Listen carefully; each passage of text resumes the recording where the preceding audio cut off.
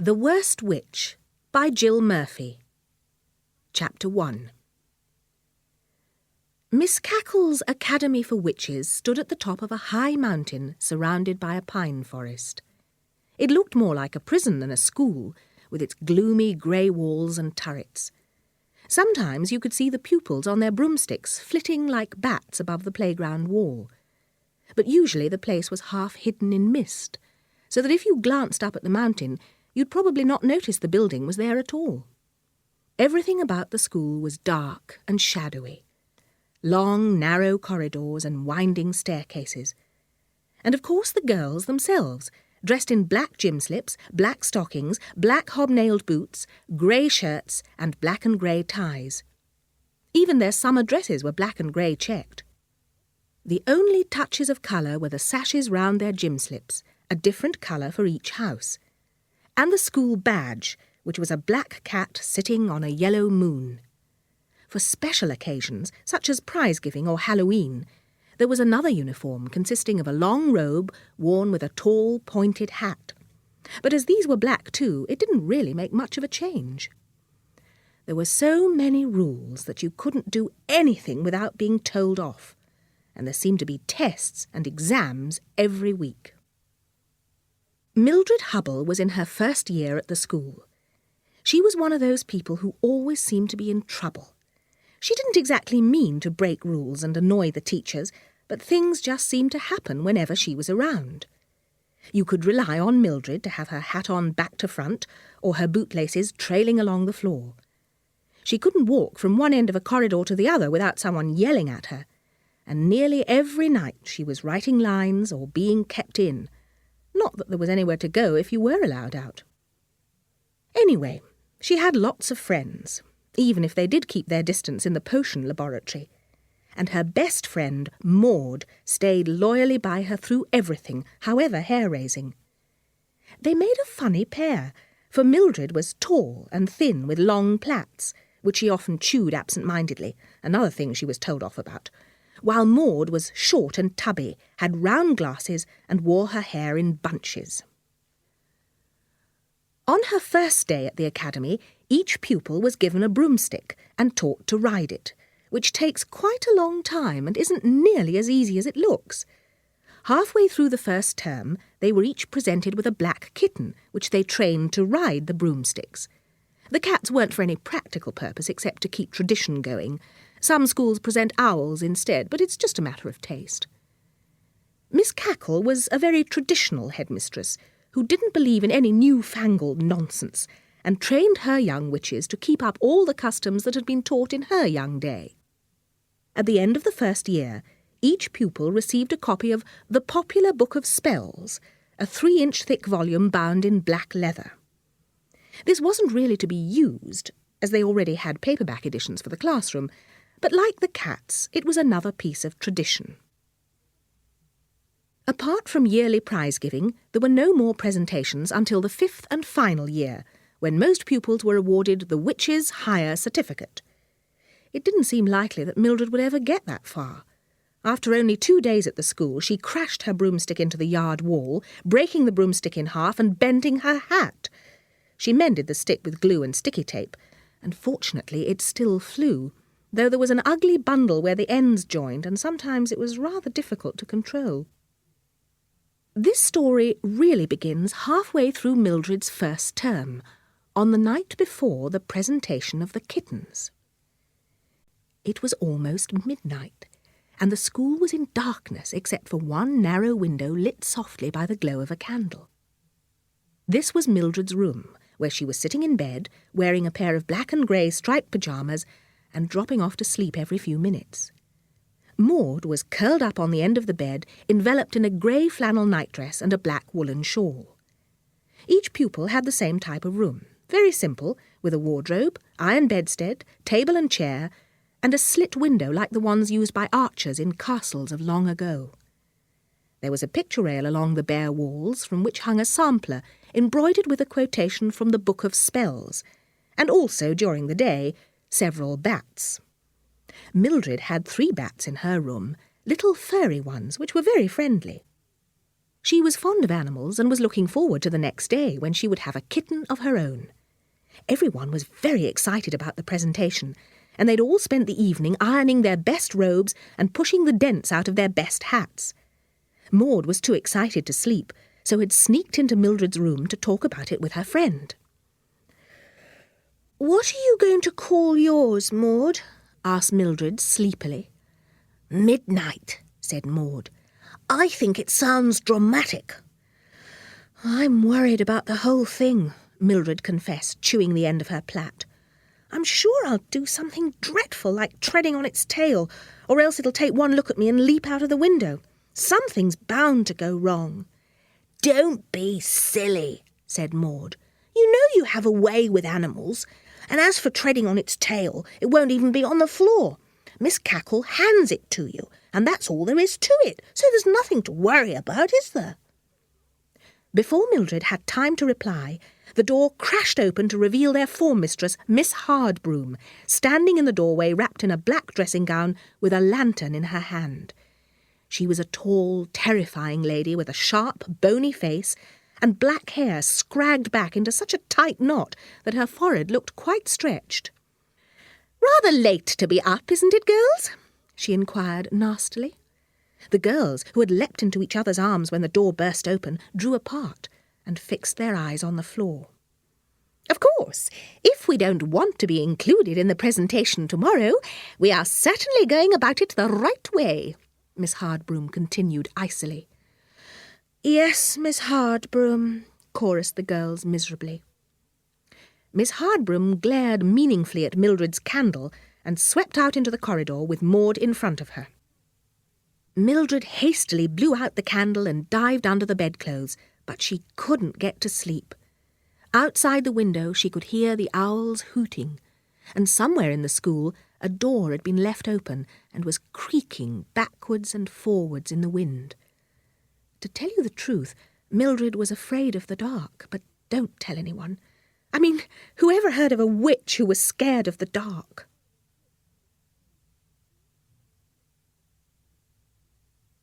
Chapter 2. The presentation took place in the Great Hall, a huge stone room with rows of wooden benches, a raised platform at one end, and shields and portraits all round the walls. The whole school had assembled, and Miss Cackle and Miss Hardbroom stood behind a table on the platform. On the table was a large wicker basket, from which came mews and squeaks. First of all, everyone sang the school song, which went like this. "Onward, ever striving onward, proudly on our brooms we fly, straight and true above the treetops, shadows on the moonlit sky. Ne'er a day will pass before us when we have not tried our best, kept our cauldrons bubbling nicely, cast our spells and charms with zest. Full of joy we mix our potions, working by each other's side. When our days at school are over, let us think of them with pride."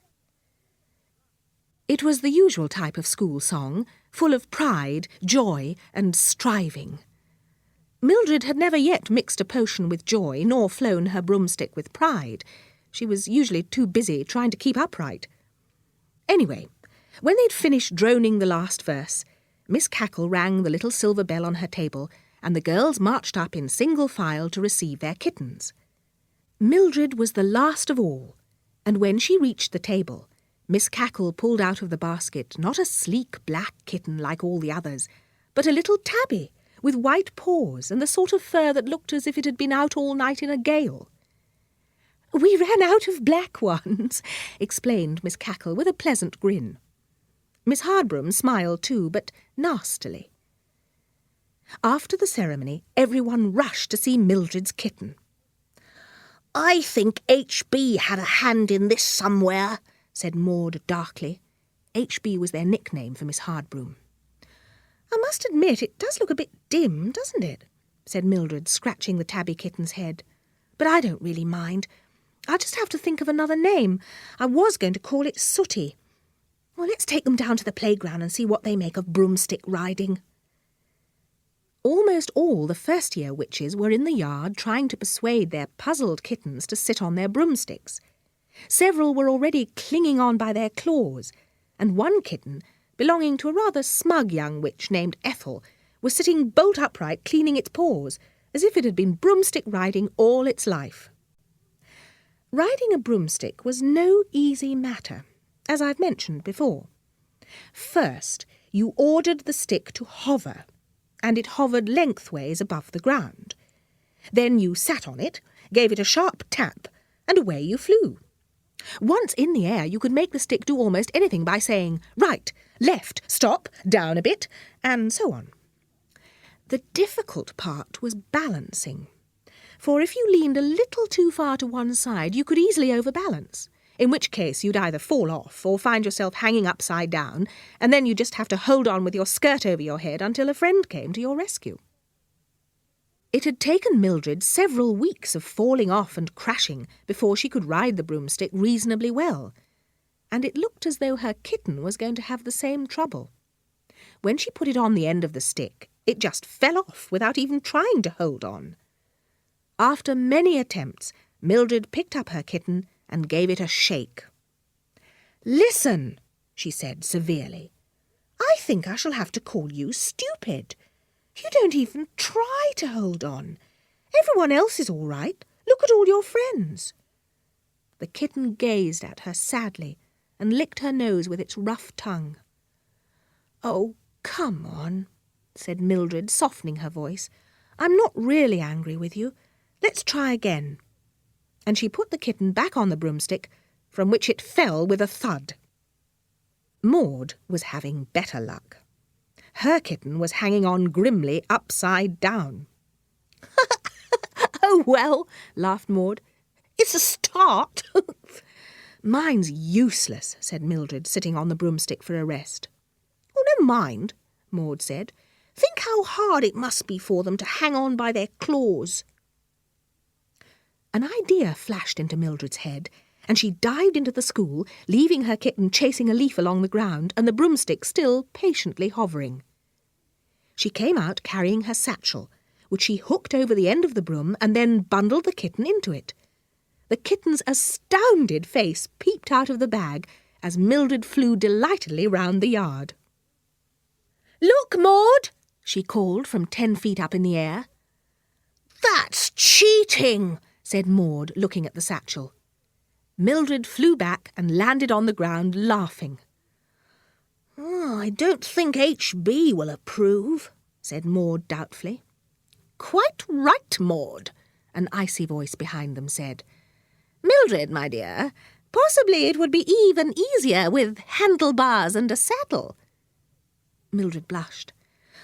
"I'm sorry, Miss Hardbroom," she muttered.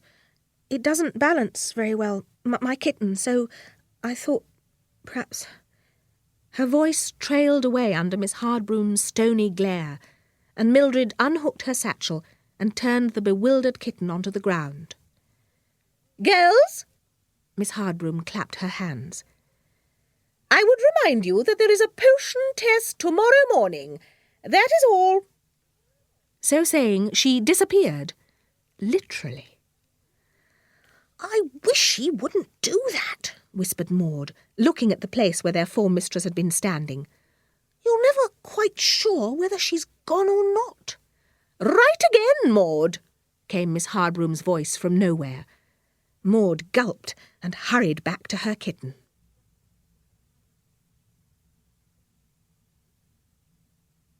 Chapter 3. Do you remember I told you about a certain young witch named Ethel, who had succeeded in teaching her kitten from the very first try? Ethel was one of those lucky people for whom everything goes right. She was always top of the class, her spells always worked, and Miss Hardbroom never made any icy remarks to her. Because of this, Ethel was often rather bossy with the other girls. On this occasion, she'd overheard the whole of Mildred's encounter with Miss Hardbroom and couldn't resist being nasty about it. "I think Miss Cackle gave you that cat on purpose," Ethel sneered. "You're both as bad as each other." "Oh, be quiet," said Mildred, trying to keep her temper. "Anyway, it's not a bad cat. It'll learn in time." "Like you did," Ethel went on. Wasn't it last week that you crashed into the dustbins? Look, Ethel, Mildred said, you'd better be quiet, because if you don't I shall... Well? I shall have to turn you into a frog, and I don't want to do that. Ethel gave a shriek of laughter. That's really funny, she crowed. You don't even know the beginner's spells, let alone ones like that. Mildred blushed and looked very miserable. Go on, then, cried Ethel. Go on, then, if you're so clever. Turn me into a frog. I'm waiting. It just so happened that Mildred did have an idea of that spell. She'd been reading about it in the library. By now, everyone had crowded round waiting to see what would happen, and Ethel was still jeering. It was unbearable. Mildred muttered the spell under her breath, and Ethel vanished. In her place stood a small pink and grey pig. Cries and shouts rent the air. Oh, no! That's torn it. You've done it now, Mildred! Mildred was horrified. Oh, Ethel, she said, I'm sorry, but you did ask for it. The pig looked furious. You beast, Mildred Hubble, it grunted. Change me back. At that moment, Miss Hardbroom suddenly appeared in the middle of the yard. Where is Ethel Hallow? She asked. Miss Bat would like to see her about extra chanting lessons. Her sharp gaze fell on the small pig, which was grunting softly at her feet. What is this animal doing in the yard? She asked coldly. Everyone looked at Mildred. I let it in, Miss Hardbroom, Mildred said hesitantly. Well, you can just let it out again, please, said Miss Hardbroom. Oh, I can't do that, gasped the unhappy Mildred. I mean, well, couldn't I keep it as a pet? I think you have quite enough trouble coping with yourself and that kitten without adding a pig to your worries, replied Miss Hardbroom, staring at the tabby kitten which was peering round Mildred's ankles. Let it out at once. Now, where is Ethel? Mildred bent down. Ethel, dear, she whispered coaxingly in the pig's ear. Will you go out when I tell you to? Please, Ethel. I'll let you in again straight away afterwards. Pleading with people like Ethel never works. It only makes them feel their power. I won't go, bellowed the pig. Miss Hardbroom, I am Ethel. Mildred Hubble turned me into a pig. Nothing ever surprised Miss Hardbroom. Even this startling piece of news only caused her to raise one slanting eyebrow. Well, Mildred, she said, I am glad to know that you have at least learned one thing since you came here. However, as you will have noticed in the Witches' Code, Rule number 7, paragraph 2, it is not customary to practice such tricks on your fellows. Please remove the spell at once. I'm afraid I don't know how to, Mildred confessed in a very small voice. Miss Hardbroom stared at her for a few moments. Then you had better go and look it up in the library, she said wearily.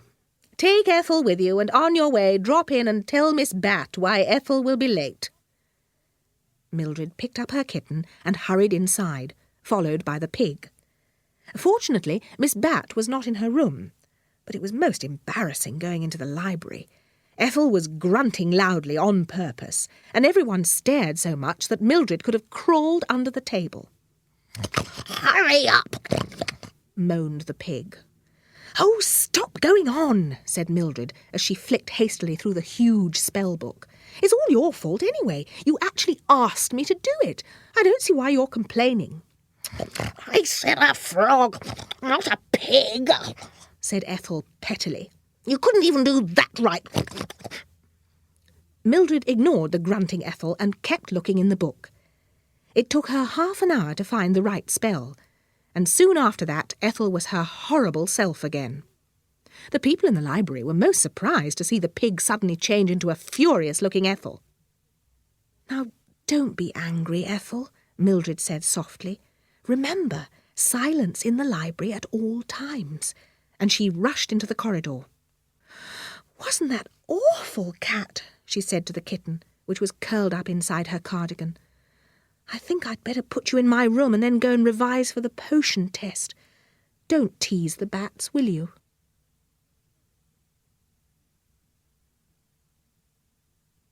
Chapter 4. It was the morning of the potion test, and the girls were filing into the potion lab, each hoping she'd learned the right spell, except for Ethel, who knew everything and never worried about such matters. "Come along, girls, two to a cauldron," barked Miss Hardbroom. "Today we shall make a laughter potion. No textbooks to be used. Put that book away this instant, Mildred. Work quietly, and when you've finished you may take a small sip of the mixture to make sure it is correctly made. You may begin." Maud and Mildred were sharing a cauldron, of course, but unfortunately neither of them had learned that particular spell. "I think I can remember it vaguely," whispered Maud. "Bits of it, anyway." She began to sort through the ingredients, which had been laid out on each workbench. When everything was stirred together in the cauldron, the bubbling liquid was bright pink. Mildred stared at it doubtfully. "I'm sure it should be green," she said. "In fact, I'm sure we should have put in a handful of pondweed gathered at midnight." "You sure?" asked Maud. "Yes," replied Mildred, not very definitely. "Absolutely sure?" Maud asked again. "You know what happened last time?" "I'm quite sure," insisted Mildred. "Anyway, there's a handful of pondweed laid out on each bench. I'm positive we're supposed to put it in." "Oh, all right," said Maud. "Go on then, it can't do any harm." Mildred grabbed the pondweed and dropped it into the mixture. They took turns at stirring it for a few minutes until it began to turn dark green. "Ugh, what a horrid colour," said Maud. "Are you ready, girls?" asked Miss Hardbroom, rapping on her desk. "You should have been ready minutes ago. A laughter potion should be made quickly for use in an emergency." Ethel was still working on the bench in front of Mildred, who stood on tiptoe to sneak a look at the colour of Ethel's potion. To her horror, it was bright pink. "Oh, no," Mildred thought with a sinking feeling. "I wonder what potion we've made." Miss Hardbroom banged on the desk again. "We shall now test the potion," she commanded. "Not too much, please. We don't want anyone hysterical." Each pupil took a test tube full of liquid and drank a little. At once shrieks of laughter rang through the room, especially from Ethel's bench, where they'd made the best potion of all and were laughing so much that tears rolled down their cheeks. The only two girls who weren't laughing were Mildred and Maud. "Oh dear," said Maud. "I feel most peculiar. Why aren't we laughing, Mill?" "I hate to tell you," confessed Mildred. "I think—" But before she had time to say any more, the two girls had disappeared. "Cauldron number 2, snapped Miss Hardbroom. "You seem to have made the wrong spell." "It was my fault," said Mildred's voice from behind the cauldron. "That I do not doubt," Miss Hardbroom said sourly. "You had both better sit down until you reappear. And then, Mildred, perhaps a trip to Miss Cackle's office would do you some good. You can explain why I sent you." Everyone had left the room by the time the two young witches finally began to reappear. This was a very slow process, with first the head and then the rest of the body becoming gradually visible. "I'm sorry," said Mildred's head and shoulders. "That's all right," said Maud's head. "I just wish you'd think a bit more. We had the right potion to start with." "Sorry," mumbled Mildred again. Then she began to laugh. "Hey, Maud, you do look funny with just your head showing." At once they both began to laugh, and soon they were best friends again. "I suppose I'd better go and see old Cackle now," said Mildred, when she had completely reappeared. "I'll come with you to the door," offered Maud. Miss Cackle was small and very fat, with short grey hair and green horn-rimmed glasses, which she usually wore pushed up on top of her head. She was the exact opposite of Miss Hardbroom, being absent-minded in appearance and rather gentle by nature. The girls were not in the least bit afraid of her, whereas Miss Hardbroom could reduce any of them to a miserable heap with just one word. Miss Cackle used a different technique. By always being friendly and pleased to see a pupil in her office, she made them feel embarrassed if they had something unpleasant to tell her, as Mildred nearly always had. Mildred knocked at Miss Cackle's door, hoping she would be out. She wasn't. "Come in," called the familiar voice from inside. Mildred opened the door and went in. Miss Cackle, glasses on her nose for once, was busily writing in a huge register. She looked up and peered over her spectacles. "Ah, Mildred," she said pleasantly. "Come and sit down while I finish filling in this register." Mildred closed the door and sat by Miss Cackle's desk. "I wish she wasn't so pleased to see me," she thought. Miss Cackle slammed the register shut and pushed her glasses up to the top of her head. "Now, Mildred, what can I do for you?" Mildred twisted her fingers together. "Well, actually, Miss Cackle," she began slowly, "Miss Hardbroom sent me to see you because I made the wrong potion again." The smile faded from the headmistress's face, and she sighed, as if with deep disappointment. Mildred felt about an inch high.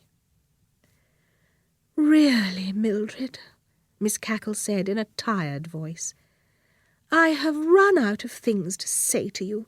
Week after week you come here, sent by every member of staff in the school, and my words just seem to go straight in one ear and out of the other. You will never get the witch's higher certificate if this appalling conduct continues. You must be the worst witch in the entire school. Whenever there's any trouble, you are nearly always to be found at the bottom of it, and it's just not good enough, my dear. Now, what have you to say for yourself this time?" "I don't really know, Miss Cackle," Mildred said humbly. "Everything I do just seems to go wrong, that's all. I don't mean to do it." "Well, that's no excuse, is it?" said Miss Cackle. "Everyone else manages to live without causing an uproar wherever they go. You must pull yourself together, Mildred. I don't want to hear any more bad reports about you. Do you understand?" "Yes, Miss Cackle," said Mildred in as sorry a voice as she could manage. "Run along, then," said the headmistress, "and remember what I have said to you." Maud was waiting in the corridor, eager to know what had been said when her friend came out of the office. "She's nice, really," Mildred said. "Just told me all the usual things. She hates telling people off. I'll have to try to be better from now on. Come on, let's go and give the kittens another broomstick lesson."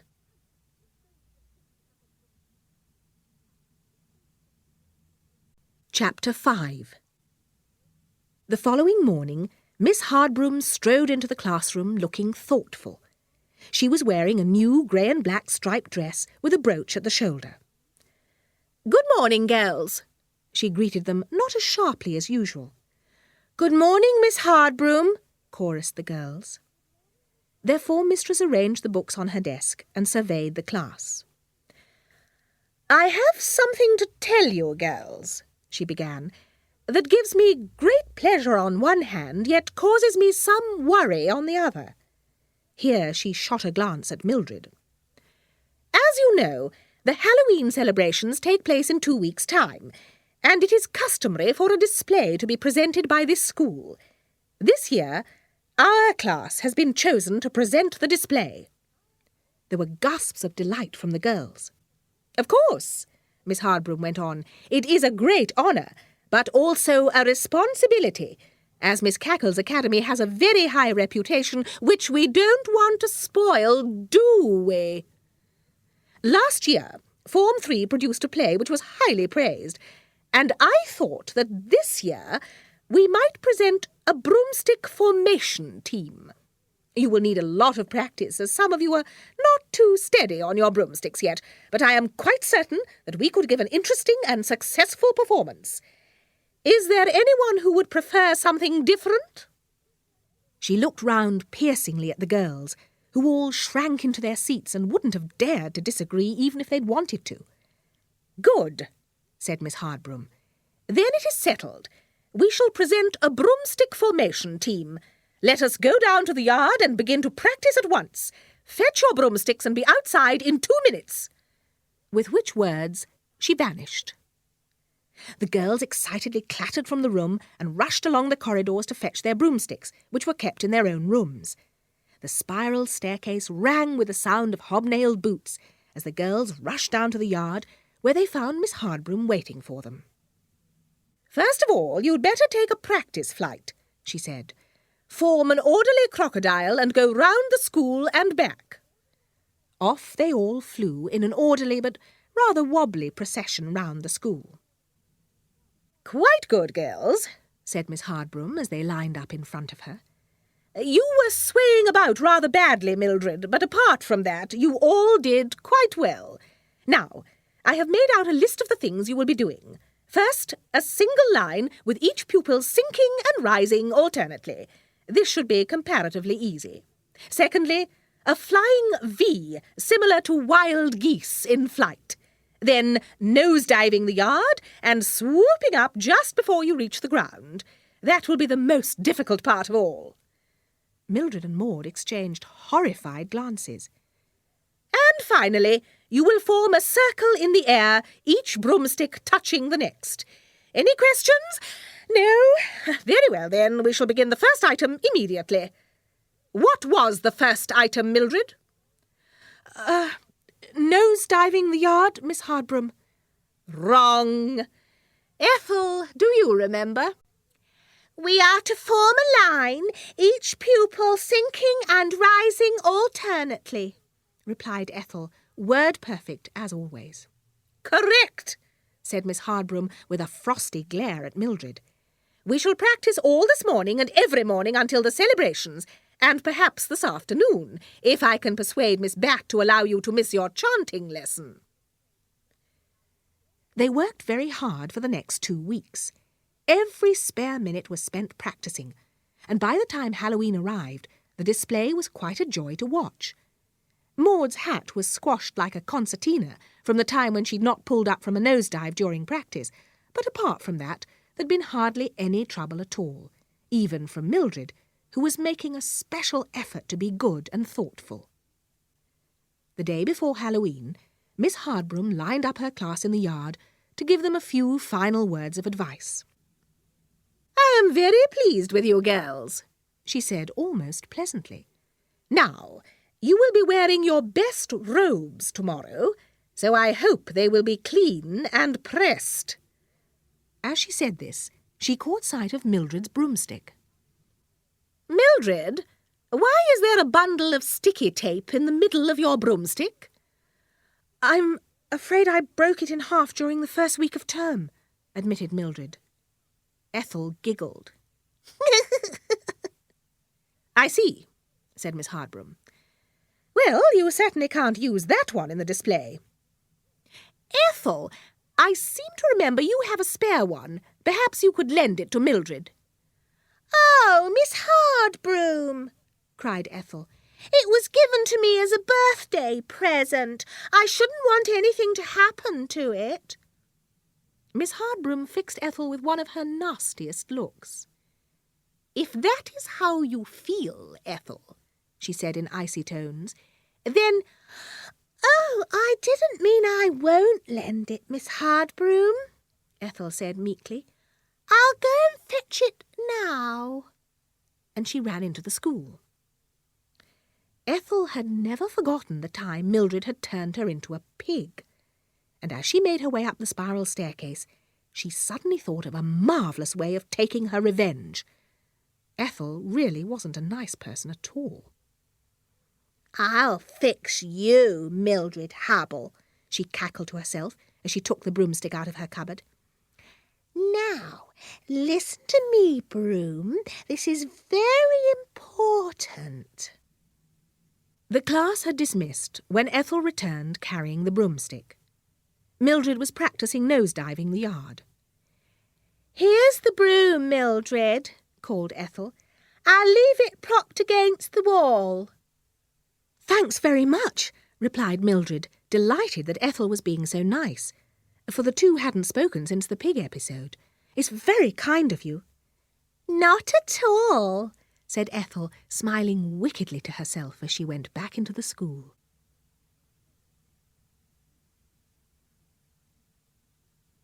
Chapter 6.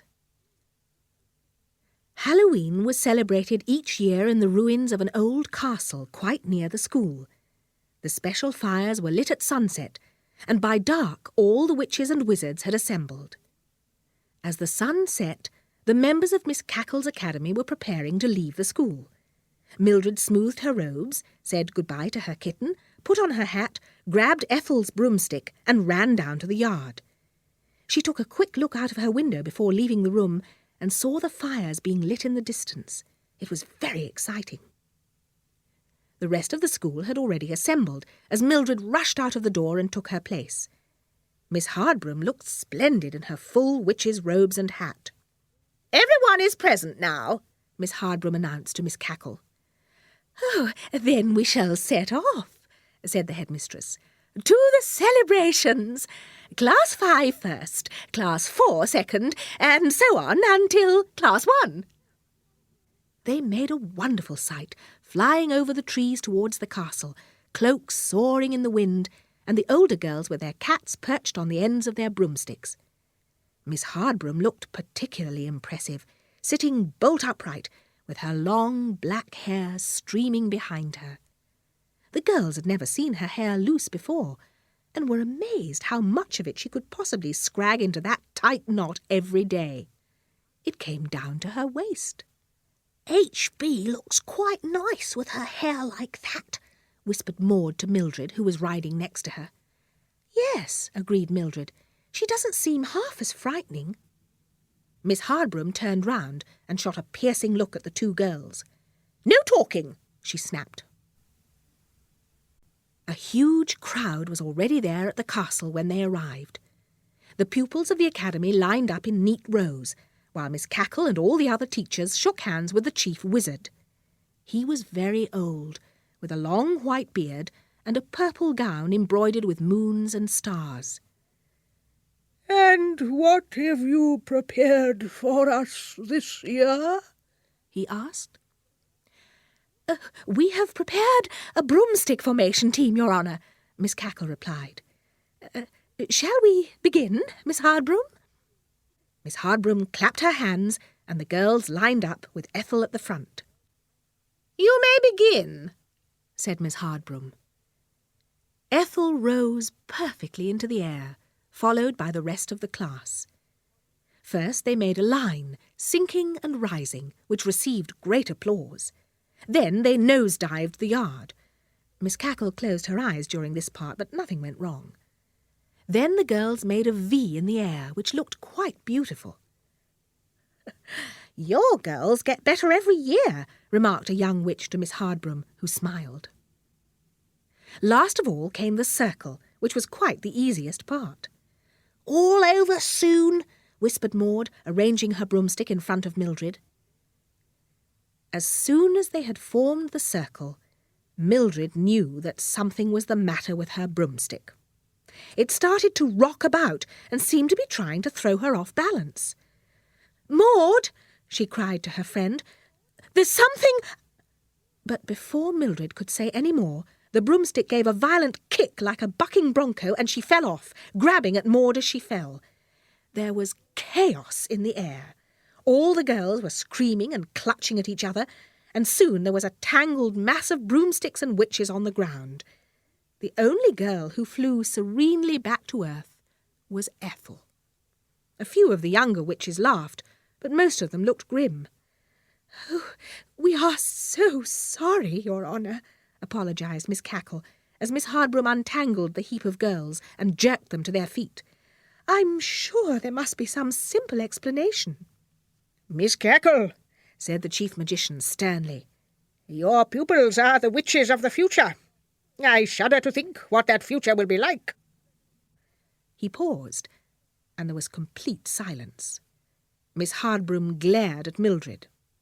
However, continued the chief magician, we shall forget this incident for the rest of the evening. Let us now begin the chanting.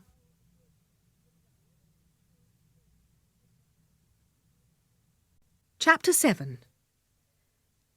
At dawn the celebrations ended, and the pupils flew wearily back to school, some riding double as their own broomsticks were broken. No one was speaking to Mildred. Even Maud was being very cool towards her friend, and Form 1 was in disgrace. When they arrived at the academy, everyone was sent straight to bed. It was the custom after the all-night Halloween celebrations to sleep until noon the next day. "Mildred," said Miss Cackle in a sharp voice, as Form 1 made their way miserably up the stairs. "Miss Hardbroom and I will see you in my office first thing tomorrow afternoon." "Yes, Miss Cackle," replied Mildred, almost in tears, and she ran up the steps. As Mildred opened her bedroom door, Ethel, who was behind her, leaned across and whispered, "That'll teach you to go around changing people into pigs." and she pulled a face and ran away down the corridor. Mildred closed the door and fell onto her bed, almost flattening the kitten, which leapt out of the way just in time. "Oh, Tabby," she said, burying her face in the kitten's warm fur. "I've had such a dreadful time, and it wasn't even my fault. I might have known Ethel wouldn't lend me her broomstick out of kindness. Nobody will ever believe that it wasn't me just being clumsy as usual." The kitten licked her ear sympathetically, and the bats returned through the narrow window and settled upside down on the picture rail. 2 hours later, Mildred was lying in bed, still wide awake. She was imagining what the interview with Miss Cackle and her terrible form mistress would be like. The kitten was curled up peacefully on her chest. "It'll be awful," she thought, sadly looking towards the grey sky outside the window. "I wonder if they'll expel me. Or perhaps I could tell them that it was Ethel. No, I would never do that. Suppose they decide to turn me into a frog. No, I'm sure they wouldn't do anything like that. Miss Hardbroom said that was against the witch's code. Oh, what will they do to me? Even Maud thinks it's my fault, and I've never seen H.B. look more furious." She lay thinking about it until she was really frightened, and suddenly she leapt out of bed. "Come on, Tabby," she said, pulling a bag out of the wardrobe. "We're running away." She stuffed a few clothes and books into the bag and put on her best robe so that no one would recognise the usual school uniform. Then she picked up her broomstick, put the kitten into the bag, and crept out along the silent corridor to the spiral staircase. "I shall miss the bats," she thought. It was a cold, dull morning, and Mildred pulled her cape about her shoulders as she crossed the yard, glancing round in case anyone was watching. The school seemed very strange with no one about. Mildred had to fly over the gates, which were locked as usual, but it was difficult to balance with the bag slung on the back of her broomstick, so she got off on the other side of the gates and started through the pine trees on foot. "I don't know where we're going, Tabby," she said, as they picked their way down the mountainside.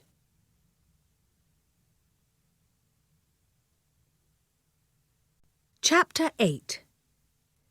It was very gloomy in the forest, and Mildred felt slightly uneasy, surrounded by dark trees which grew so thickly together that no light fell between them.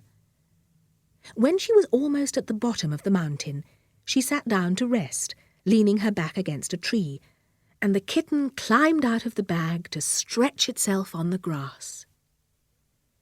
It was very quiet except for a few birds singing, and a rather strange noise, a sort of low humming, almost like a lot of people talking at once. In fact, the more Mildred listened, the more it did sound like voices. She looked in the direction of the noise and thought she saw something moving along the trees. "Let's go and have a look, Tabby," she whispered. They left the bag and broomstick leaning against the tree and crept through the tangled undergrowth. The noise grew louder. "Why, it is people talking," said Mildred. "Look, Tabby, over there, through the branches." Sitting in a clearing in the gloom were about 20 witches, all crowded together, muttering and talking in low voices. Mildred crept nearer and listened.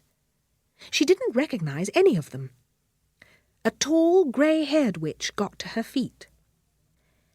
"Listen, everyone," said the grey-haired witch. "Will you all be quiet for a few moments? Thank you. Now, what I should like to know is, are we quite sure that they will all be sleeping, or at least in their rooms?" She sat down, and another witch got up to reply. She was a small, plump witch with green horn-rimmed glasses. For a horrible moment Mildred thought it was Miss Cackle, but her voice was different when she spoke. "Of course we are sure," this witch replied. "The morning after Halloween celebrations, the entire school sleeps until midday. It is a rule, and the school is very strict about rules, so no one will be up until 5 minutes to 12 at the very earliest. If we fly over the wall into the back part of the yard, we will be as far away from the bedrooms as we can be, and no one will possibly hear us. Added to this, we shall all be invisible, so we shall be extremely well protected. Then all that remains to be done is to split up, sneak into each room, and turn them all into frogs. They won't be able to see us even if they are awake. Remember to take one of these boxes with you for the frogs." She pointed to a neat pile of small cardboard boxes. "We can't have even one of them escaping. Once this is done, the entire school and everyone in it will be under our control." "Is the invisibility potion ready yet?" she continued, turning to a young witch who was stirring a cauldron over the fire. It was the same potion that the 2 M's had made during the laughter potion test. "Another few minutes," replied the young witch, dropping a handful of bat's whiskers into the mixture. "It needs to simmer for a bit." Mildred was horrified. She sneaked back to where she had left her bag, and then into the shadows so that she couldn't be seen. "What on earth can we do, Tab?" she whispered to the kitten, imagining Maud hopping about, turned into a frog. "We can't let them take over the school." She rummaged through the bag and took out the 2 books she'd brought with her. One was the Witch's Code, and the other was her spell book. Mildred flicked through the spell book and stopped at the page about turning people into animals. There was only one example given, and that was snails. "Dare I," thought Mildred, "dare I turn the whole lot of them into snails?" The kitten looked at her encouragingly. "I know it's against the Witch's Code, Tabby," she said, "but they don't seem to follow any rules. They were planning to change us into frogs while we were asleep, so I don't see why we shouldn't do the same to them in self-defence." She sneaked back to the clearing, clutching her spell book. "Here goes," she thought desperately. The invisibility potion was being poured out into cups, so Mildred had to work quickly. She waved her arms in a circle towards the crowd of witches. This part of spell-making can be very awkward when you don't want to draw attention to yourself, and muttered the spell under her breath. For a second, nothing happened, and the witches milling round the cauldron continued to chatter and bustle about. Mildred closed her eyes in despair, but when she opened them again, everyone had vanished, and on the ground was a group of snails of all different shapes and sizes. "Tabby!" shrieked Mildred. "I've done it! Look!" Tabby came bounding out of the undergrowth and stared at the snails, who were all moving away as fast as they could, which wasn't very fast. Mildred took one of the cardboard boxes and put the snails into it, gently picking them up one by one. I suppose we'll have to take them back to school and tell Miss Cackle, Tab, she said, suddenly remembering her interview to come at noon. Still, we'll have to go back. We can't just leave this lot here, can we? So they set off up the mountainside, Mildred carrying the box in her arms, while the broomstick flew alongside with the bag hanging from it, and Tabby riding inside the bag.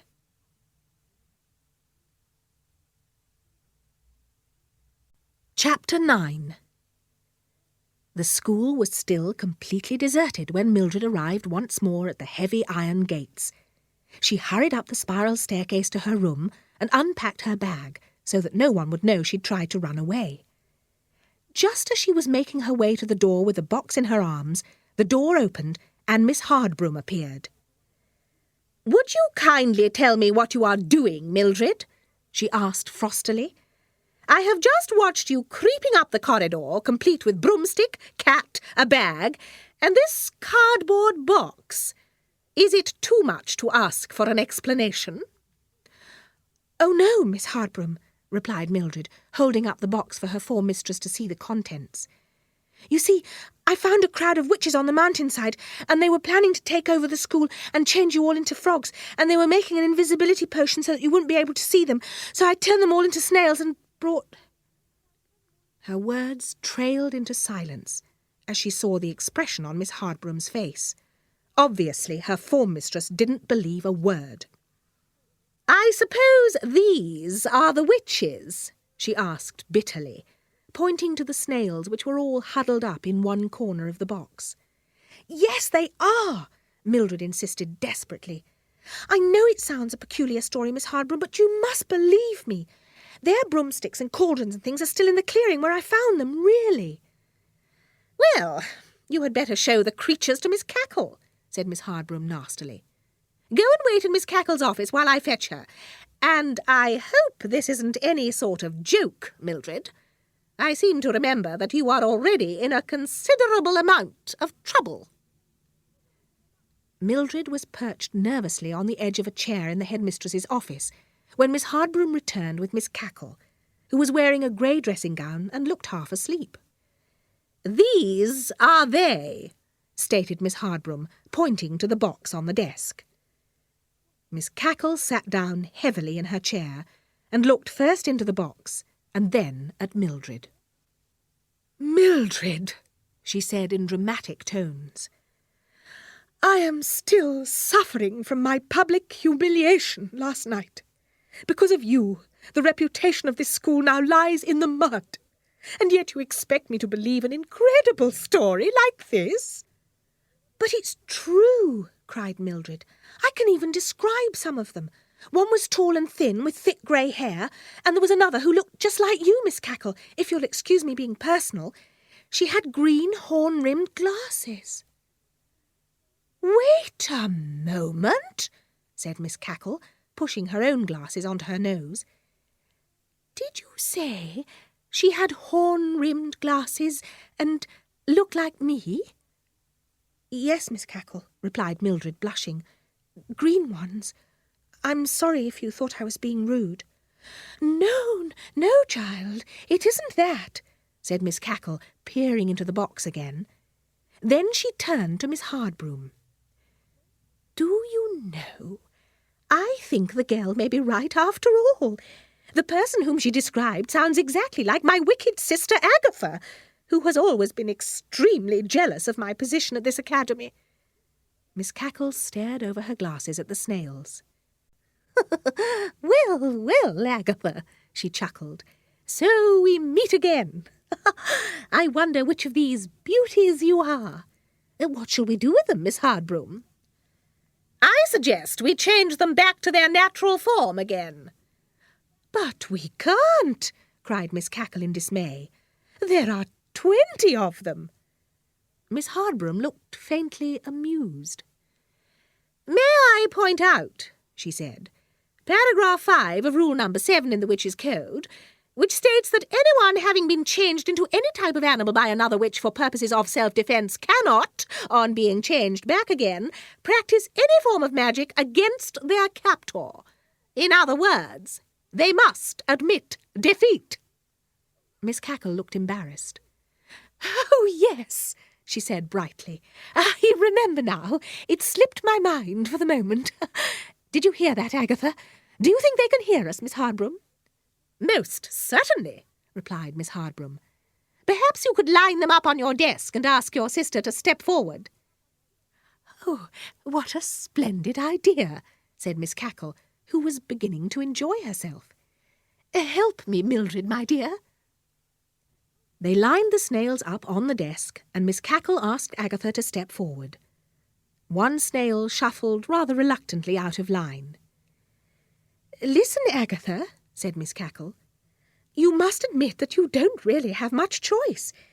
If you will agree to abide by the witch's code, then we can change you back, but not otherwise. If you agree, go back into line so that we know what you want us to do." The snail shuffled back into line again. Miss Hardbroom spoke the words of the spell which released them, and suddenly the room was full of witches, all looking furious and talking angrily at the same time. The noise was terrible. "Will you be quiet at once?" commanded Miss Cackle. She turned to Mildred, who was still perched on her chair. "You may go back to bed, Mildred, and in view of what you have done for the school this morning, I think we will have to forget about the interview you were to have had with Miss Hardbroom and myself this afternoon. Don't you agree, Miss Hardbroom?" Miss Hardbroom raised one eyebrow, and Mildred's heart sank. "Before I agree, Miss Cackle, if you'll forgive me," she said, "I would just like to ask Mildred what she was doing wandering about on the mountain when she should have been in bed." I was out for a walk, Miss Hardbroom," replied Mildred. "And you just happened to have your spell book with you?" "Yes," agreed Mildred unhappily. "Such devotion to the school," said Miss Hardbroom, smiling in a most unpleasant way. "Taking your spell book with you wherever you go. I expect you were also singing the school song as you rambled along, weren't you, my dear?" Mildred looked at the floor. She could feel all the other witches staring at her. "I think we must let the child go to bed," said Miss Cackle. "Run along now, Mildred." Mildred shot out of the room before her form mistress could say anything else, and was in bed in 5 seconds.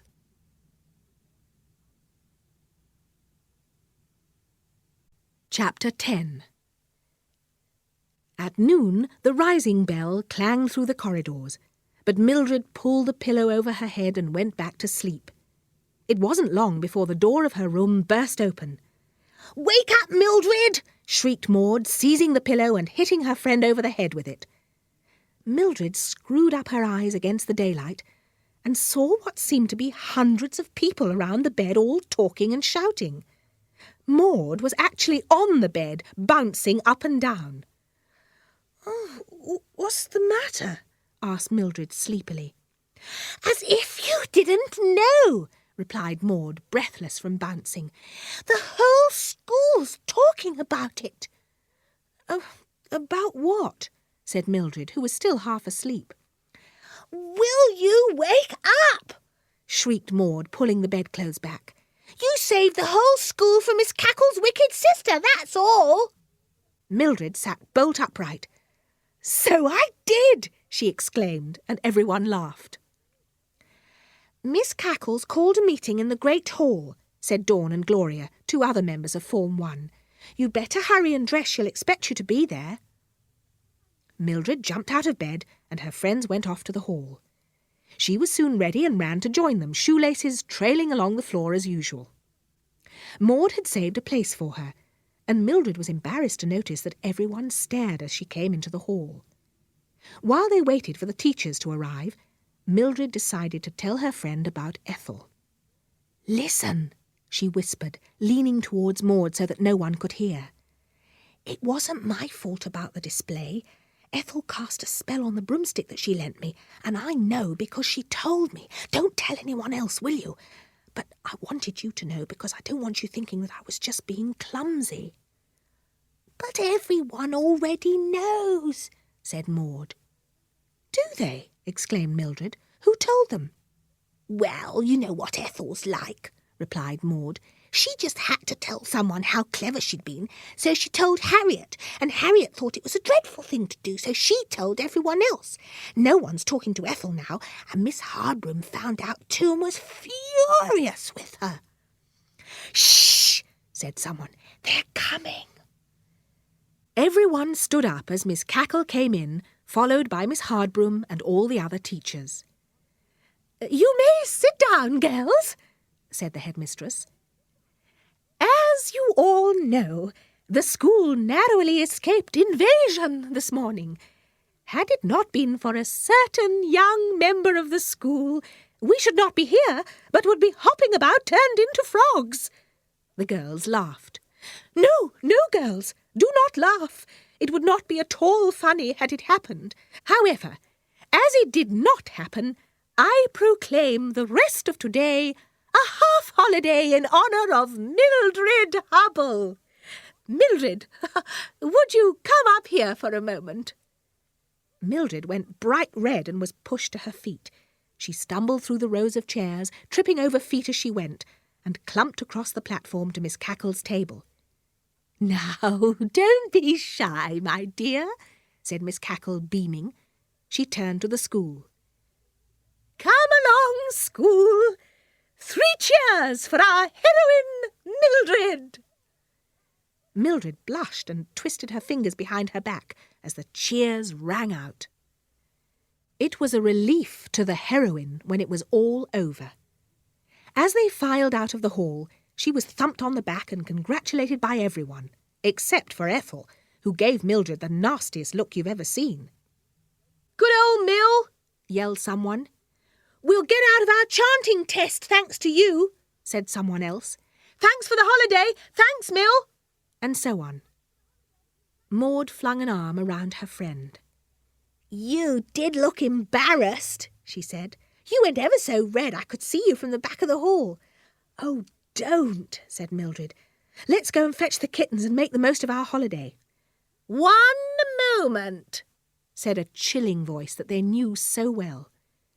The 2 girls turned to find their form mistress standing behind them. They jumped to attention at once, wondering what they'd done, which was a natural reaction whenever Miss Hardbroom spoke. This time, however, to their amazement, she smiled. A friendly smile, not like the usual curl at the corner of the lips. "I just wanted to say thank you, Mildred," she said. "Run along now, girls, and enjoy your holiday before it's over." She smiled again and vanished. The girls just stared at each other. "Sometimes," said Mildred, "I think she probably isn't as mean as we think she is." "Perhaps you are right, Mildred," said Miss Hardbroom's voice from behind Mildred's ear, and the 2 girls jumped in horror. Mildred grabbed her friend's hand, and they hurried away down the corridor, out into the misty playground, leaving Miss Hardbroom's laughter echoing from nowhere along the empty passage.